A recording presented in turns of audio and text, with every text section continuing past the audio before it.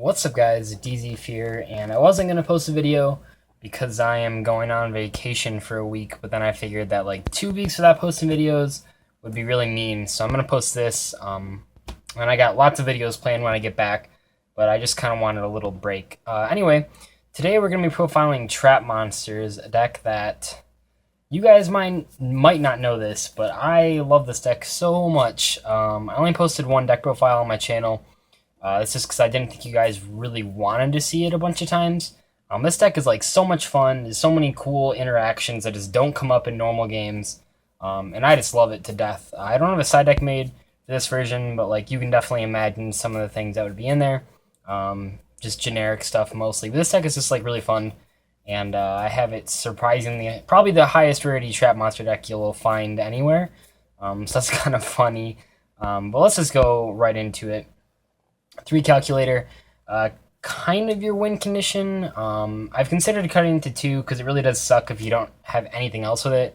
But like it really is like your main win condition, so I think you have to play the 3 just so you see it early and often.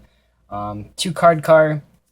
I think 3 clogs too much. I know some people disagree, but I don't know. Like the problem with this deck is that if you have a turn where you don't have any trap monsters and you have card car, it means that you're like putting yourself multiple turns behind, because like you card car and then pass, and then like next turn you have to set your traps and pass, and then the next turn you can actually start making like real plays. So I think card car sometimes puts you really hard or really far behind, but I think you just have to play it because of how good of an opener it is. We're also playing 3 copies of Effect Failure. This is kind of a mainstay in all of my decks, but specifically in this deck, Castell is like the one thing that you really lose hard to. Trish isn't as much of a problem, as you'll see in a second, but like Castell is like the main thing that you lose to. So you really just want to hold these Veilers until they drop a Castell on you. And then we're also playing 3 copies of Gravekeeper's Commandant.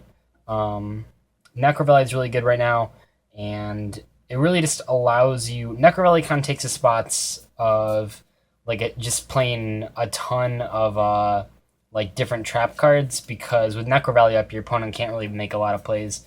That's really cool and doesn't really affect this deck. It actually just doesn't affect this deck at all, so that's pretty neat. And you want to see it really as possible. So like we play 3. We also play 3 copies of Necro Valley itself. I guess I can put those by the Commandant. Obviously, we're not going to play like 2 Necro Valley and 3 Commandant, so that's probably not a surprise. And then I was playing 1 Royal Tribute. This can just be an absolute blowout if you get it off first turn against a variety of decks, especially seeing then you have the Necro Valley up. So like against Necros, Royal Tribute Necro Valley is pretty hard to get over if I had to take a guess. We're also playing 3 Pot of Duality. Pot of Duality is really good in this deck. You don't really do any special summoning on your turn. It's mostly all on your opponent's turn, so Pot is a excellent choice. And then I'm playing 2 Planter. I was playing 3 for a while. In the older version, I was playing 3. But like the problem is, it's just like with card car, where like you're trading monsters as a 2 for 2, and then like you're just drawing more monsters. So like I would just feel like plantering away monster cards when all I want to draw is monster cards anyway. So Planter just never came up. Like the only time I really thought Planter was like amazing or something was when I was getting rid of like just cards that were like maybe they flipped like an emptiness on one of your trap cards, and then it was just kind of like stuck there for a while. Or like if you have a Phoenix Chain that's just stuck there, you can just Planter it away. But in general, it was just really dead. And then obviously pretty big trap lineup because it's trap monsters. 3 Statue of Anguish pattern. This card is obviously just the actual nuts. It's just so good. It's basically everything trap monsters needed to be not horrible, and it's just so cool. You can see it multiple times per turn, or per turn and per chain. So if you do like Chain Link 1, Trap Monster, Chainlink 2, Trap Monster, Chainlink 3, this guy, when the chain resolves, you still pop 2 cards, not just 1. It's just amazing. Like, it's just so good. And then we're playing 2 of each Tiki. I don't really like these cards. Like, when I was first playing the deck, I was playing 3 of these, but you're going to see I have some better alternatives to them. But I occasionally got off Soul's Effect, but I never got. I've literally never used Tiki Curse's effect ever. So I just didn't think it was necessary. And in most cases, Zone of the Spirit is just a superior choice to both of these cards. Um, just because if it dies, you like inflict damage. That's really nice. I didn't have room for cylinders in this build because I think it's just a lot more consistent the way I'm playing it now. But Zone of the Spirit wins games randomly, and that's pretty cool. We're also playing 2 copies of Abyss Stingray. A lot of people don't like this card, but I like it because it's one of the few. It's actually like the only trap monster that if you have like no other cards, actually like just isn't horrible.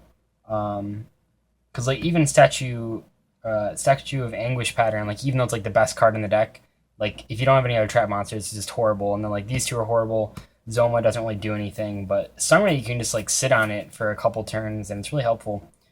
So I still like that card. And then a card I didn't know existed the first time I played this deck, but I actually met the original maker of this deck at, I think at YCS Chicago? No, it was probably YCS Columbus. Yeah, because I was playing Trap Monsters. So it was probably YCS Columbus when I was just on like Friday while I was just like playing around in the food court. And he showed me this card, and I was just, like blown away. That card is Cyber Shadow Gardener. So this card actually just fixes all the problems that I was having. So Cyber Shadow Gardener, you can only activate it on your opponent's turn. It special summons itself, and then if your opponent tries to attack it, it matches the stats of the attacking monster. And then in the end phase, it resets itself.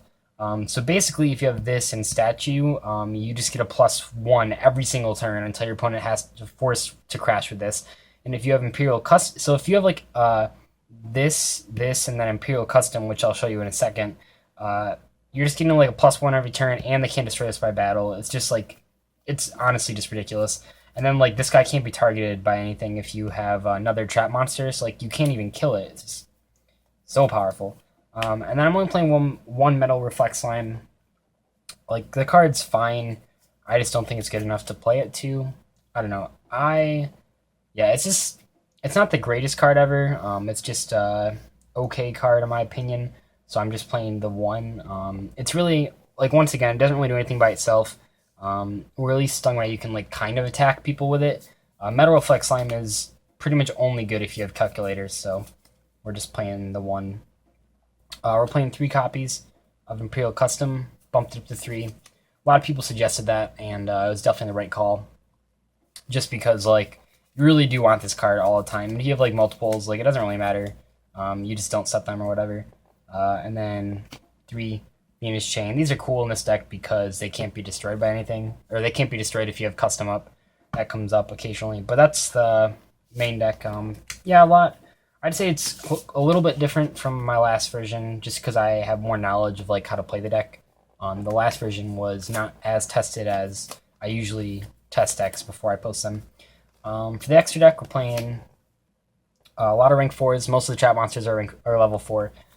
Dweller, Cowboy, Exciton, Ragnar Zero, Diamond Direwolf, which is neat just because it like pops things and gets rid of back row. Gorgon, which is cool because it basically, if you have Gorgon up and they try to Castell, your Imperial Custom, you can just get rid of it with Gorgon. That's pretty neat. Diamond Crab King, Heartland Draco, Castell, 101, number 80. And we have Tellarknight Ptolemy, as well as the Diamond. I like these cards. I don't know, like I don't make them that often, but they're good when I do. And then lastly, seeing this Statue of Anguish Pattern is level 7. We're playing a Draco Sack and a Big Eye. But hopefully you guys enjoyed this deck profile. Won't be posting videos for, I would imagine, at least a week, but we will have to see. I will see you guys later. Goodbye.